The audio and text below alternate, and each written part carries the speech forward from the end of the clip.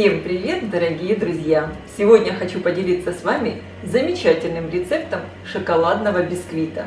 Такой бисквит готовится очень легко и просто, и я уверена, получится у всех. Он не опадает после выпечки и получается такой легкий, воздушный и высокий. Мой бисквит я готовлю из 5 яиц в форме диаметром 20 сантиметров. Высота его получается больше 7 сантиметров, а вес примерно 518 граммов. С этим шоколадным бисквитом можно приготовить самые разные торты по вашему вкусу. Надо только поменять крем. И что очень удобно, такой бисквит можно приготовить заранее. Их можно даже замораживать. Для приготовления теста мне понадобится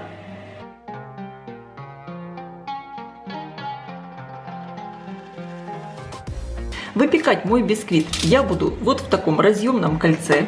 Установила диаметр 20 сантиметров. И сейчас кольцо я оберну фольгой.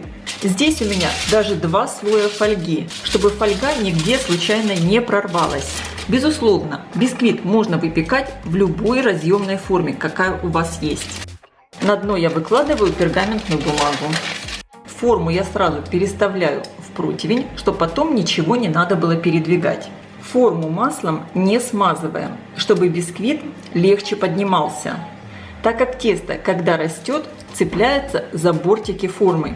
И если они будут смазаны маслом, тесто будет просто соскальзывать. В муку всыпаю какао. Чтобы бисквит наверняка хорошо поднялся, можно по желанию добавить пол чайной ложки разрыхлителя, так как тесто с какао получается более плотное и тяжелое. Хорошо все перемешиваю. Я буду готовить бисквит классическим способом, разделяя белки и желтки яиц. Посуда, в которой взбиваем белки, обязательно должна быть чистая и сухая. В белки добавляю щепотку соли. Когда появилась вот такая легкая пена, добавляю сахар постепенно и увеличиваю обороты миксера. Сахар лучше использовать мелкокристаллический. Если вы будете использовать яйца комнатной температуры, в них быстрее будет растворяться сахар. Я хорошо взбила белки. Посмотрите, получилась вот такая белая пышная масса. На это я затратила примерно 5 минут. И сейчас по одному в белковую массу добавляю желтки и хорошо взбиваю. Посмотрите, какая в итоге получается воздушная, очень красивая масса.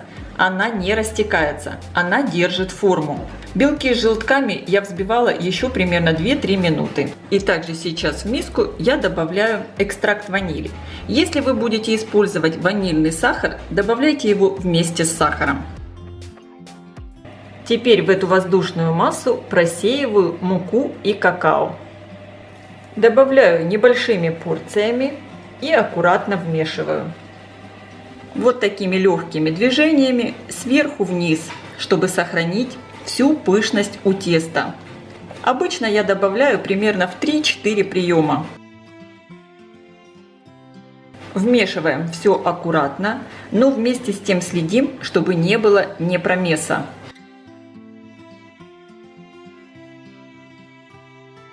В итоге получилось вот такое очень нежное, пышное тесто. И сразу же отправляем его в форму.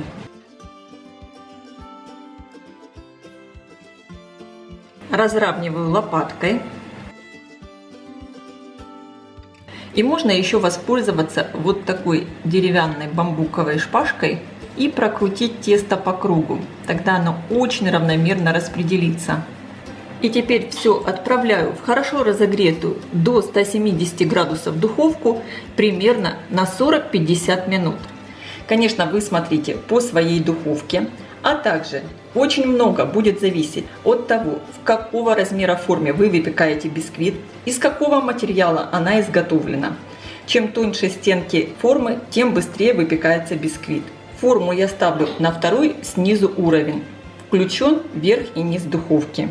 Во время выпечки дверцу духовки первые 30-35 минут не открываем. Когда у меня прошло примерно 35 минут после начала выпечки, я быстро проверяю бисквит на готовность. Тесто сверху должно пружинить, и деревянная шпажка должна быть сухой. Бисквит не любит резких перепадов температуры, поэтому после выпечки я на 10 минут оставляю его в выключенной духовке с чуть приоткрытой дверцей. Бисквит получился очень высокий, такой ароматный, пахнет шоколадом. Всего бисквит у меня выпекался 40 минут. Сейчас я извлеку его из формы. Переверну бисквит на решетку. Снимаю фольгу. Снимаю пергаментную бумагу. Аккуратно тонким ножом пройдусь по краю формы.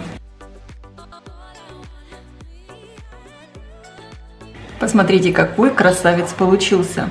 Высокий, очень пышный. Оставляю его остывать на решетке. В принципе, из остывшего бисквита можно уже готовить торт. Но я рекомендую завернуть его в пищевую пленку и оставить на дозревание примерно на 8-10 часов. Тогда бисквит будет еще вкуснее, влага в нем распределится более равномерно, и его легче будет разрезать на отдельные коржи.